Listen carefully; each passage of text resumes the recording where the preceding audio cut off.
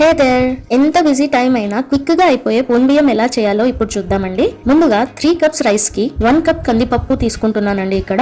ఇప్పుడు వీటిని మంచిగా 2 టైమ్స్ వాష్ చేసి పక్కకు పెట్టానండి. మరోవైపు ఒక పాన్ పెట్టి అందులో 3 టేబుల్ స్పూన్స్ ఆయిల్ వేసానండి. ఆయిల్ హీట్ అయ్యాక హాఫ్ టీ స్పూన్ ఆవాలు, హాఫ్ టీ స్పూన్ జీలకర్ర, ఒక 5 to 8 కచ్చాపచ్చా దంచుకున్న వెల్లుల్లి వేయాలండి. అలాగే ఒక 6 కట్ చేసిన పచ్చిమిర్చి, కొద్దిగా కరివేపాకు అండ్ కొద్దిగా కొత్తిమీర వేసి ఇవి ఫ్రై అయ్యాక 3 మీడియం సైజ్ కట్ చేసిన టొమాటో వేయాలండి. ఇందులో ఒక 1.5 టీ స్పూన్ సాల్ట్ వేస్తున్నాను. సో వీటిని కొంచెం మగ్గనివ్వాలండి. ఇది మగ్గాక ఇందులో మనం కడిగిన పప్పు అండ్ బియ్యం ని యాడ్ చేయాలి. ఇక్కడ నేను 3 కప్స్ బియ్యం కి 1 కప్పు పప్పు తీసుకున్నాను కదా, సో వాటర్ వచ్చేసి 7 కప్స్ పోస్తున్నా. అంటే రైస్ కి 1:2 రేషియోలో అండ్ పప్పుకి 1:1 రేషియోలో పోస్తున్నా. దీన్ని కవర్ చేసి ఇది కుక్ అయ్యేంతసేపు వెయిట్ చేయాలి. రైస్ కొంచెం దగ్గరకు వచ్చాక అందులో పైనుండి కొద్దిగా ఘీ వేసి దాన్ని స్ప్రెడ్ చేయాలి. ఇప్పుడు స్ప్రెడ్ చేసిన తర్వాత రైస్ కంప్లీట్ మగ్గేంత వరకు మనం వెయిట్ చేయాలి. అంతేనండి, మన పొన్ బియ్యం రెడీ అయిపోయింది.